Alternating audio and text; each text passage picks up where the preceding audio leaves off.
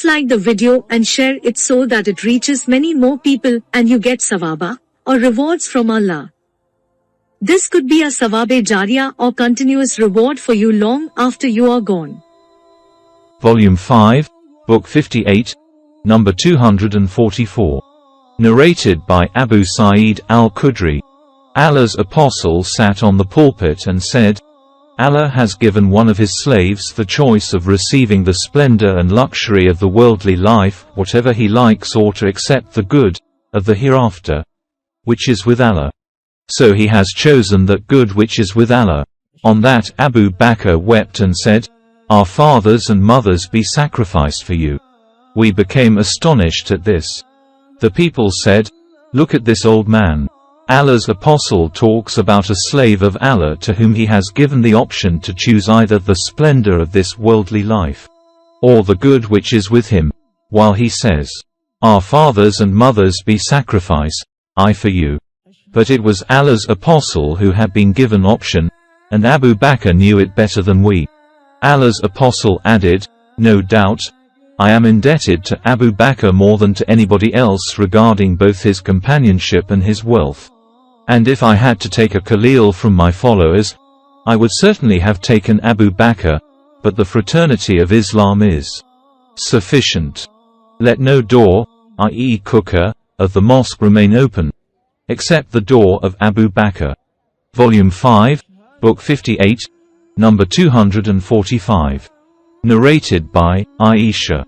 The wife of the Prophet, I never remembered my parents believing in any religion other than the true religion, i.e. Islam, and I don't remember a single day passing without our being visited by Allah's apostle in the morning and in the evening.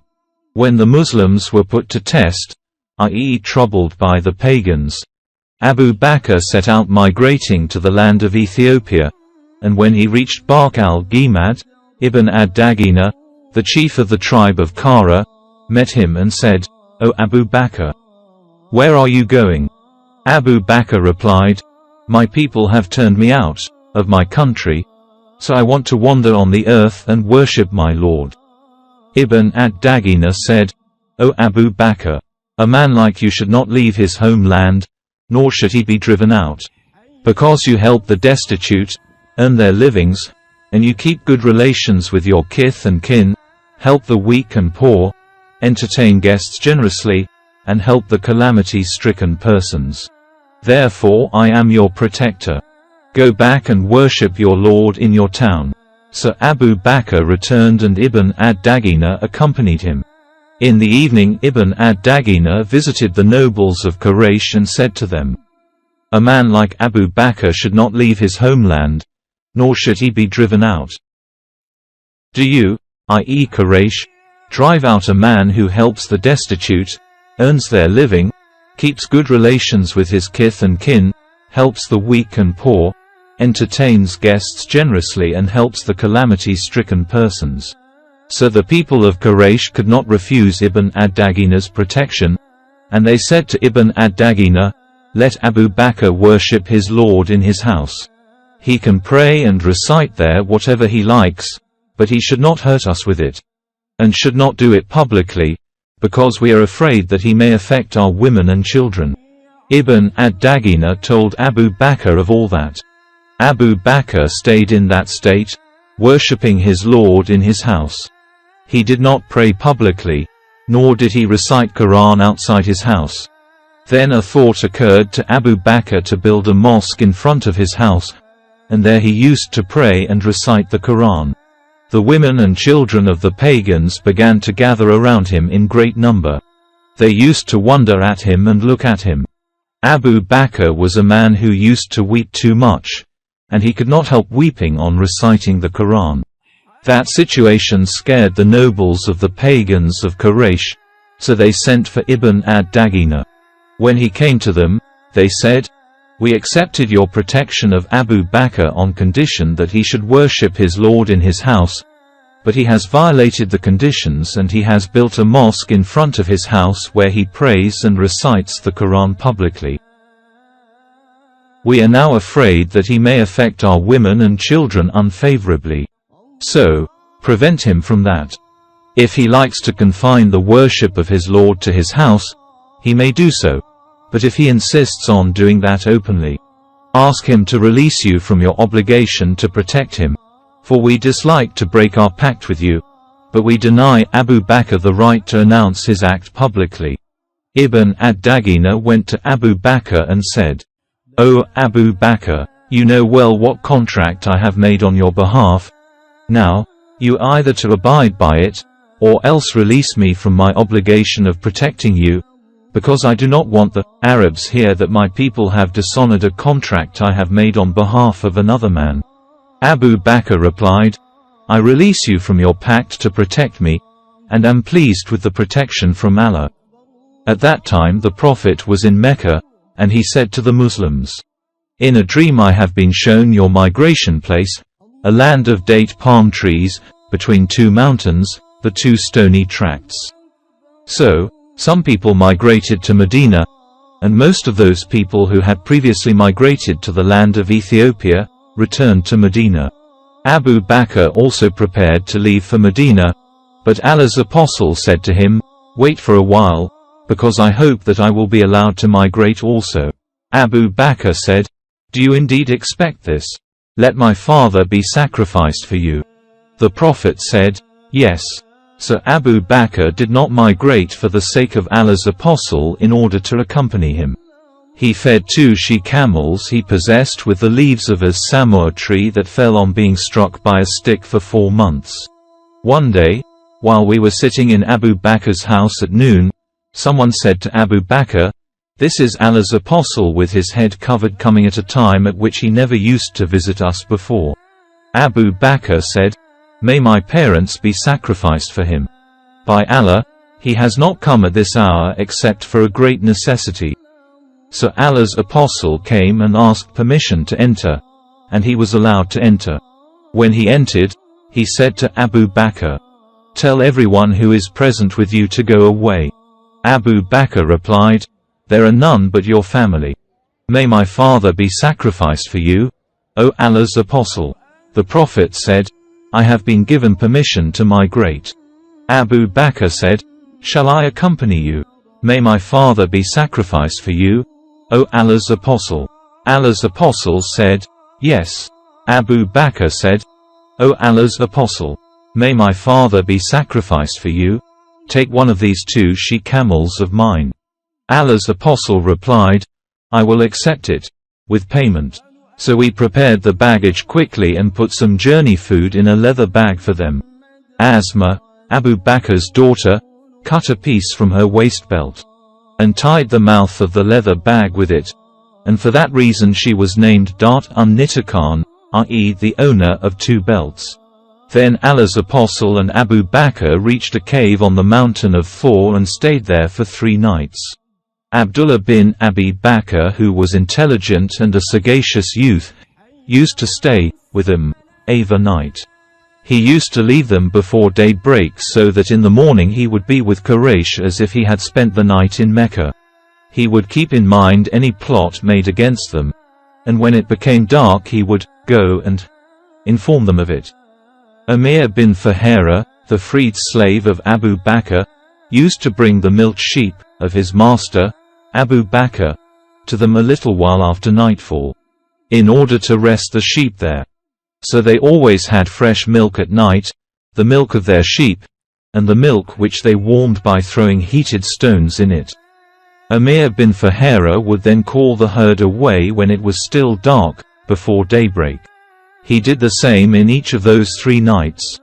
Allah's apostle and Abu Bakr had hired a man from the tribe of Bani ad-Doyle from the family of Bani Abd bin Adi as an expert guide, and he was in alliance with the family of Al-As bin Wa'il as-Sami, and he was on the religion of the infidels of Quraysh.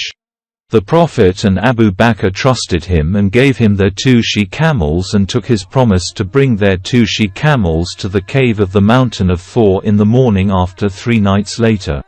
And, when they set out, Amir bin Fuhaira and the guide went along with them and the guide led them along the seashore. The nephew of Suraka bin Jusum said that his father informed him that he heard Suraka bin Jusum saying, The messengers of the heathens of Quraysh came to us declaring that they had assigned for the persons why would kill or arrest Allah's apostle and Abu Bakr a reward equal to their blood money. While I was sitting in one of the gatherings of my tribe, Bani Mudlij, a man from them came to us and stood up while we were sitting, and said, O Suraka, no doubt, I have just seen some people far away on the seashore, and I think they are Muhammad and his companions. Suraka added, I too realized that it must have been they. But I said, no, it is not they, but you have seen so and so whom we saw set out. I stayed in the gathering for a while and then got up and left for my home, and ordered my slave girl to get my horse which was behind a hillock, and keep it ready for me. Then I took my spear and left by the back door of my house, dragging the lower end of the spear on the ground and keeping it low. Then I reached my horse, mounted it and made it gallop. When I approached them, i.e. Muhammad and Abu Bakr, my horse stumbled and I fell down from it. Then I stood up, got hold of my quiver and took out the divining arrows and drew lots as to whether I should harm them, i.e. the Prophet and Abu Bakr, or not, and the lot which I disliked came out. But I remounted my horse and let it gallop, giving no importance to the divining arrows. When I heard the recitation of the Quran by Allah's apostle who did not look hither and thither while Abu Bakr was doing it often, suddenly the forelegs of my horse sank into the ground up to the knees, and I fell down from it. Then I rebuked it and it got up but could hardly take out its forelegs from the ground, and when it stood up straight again, its forelegs caused dust to rise up in the sky like smoke. Then again I drew lots with the divining arrows, and the lot which I disliked came out. So I called upon them to feel secure. They stopped, and I remounted my horse and went to them. When I saw how I had been hampered from harming them, it came to my mind that the cause of Allah's apostle, i.e. Islam, will become victorious. So I said to him, your people have assigned a reward equal to the blood money for your head. Then I told them all the plans the people of Mecca had made concerning them. Then I offered them some journey food and goods, but they refused to take anything and did not ask for anything. But the Prophet said, do not tell others about us. Then I requested him to write for me a statement of security and peace. He ordered Amr bin Fuhairah who wrote it for me on a parchment, and then Allah's apostle proceeded on his way.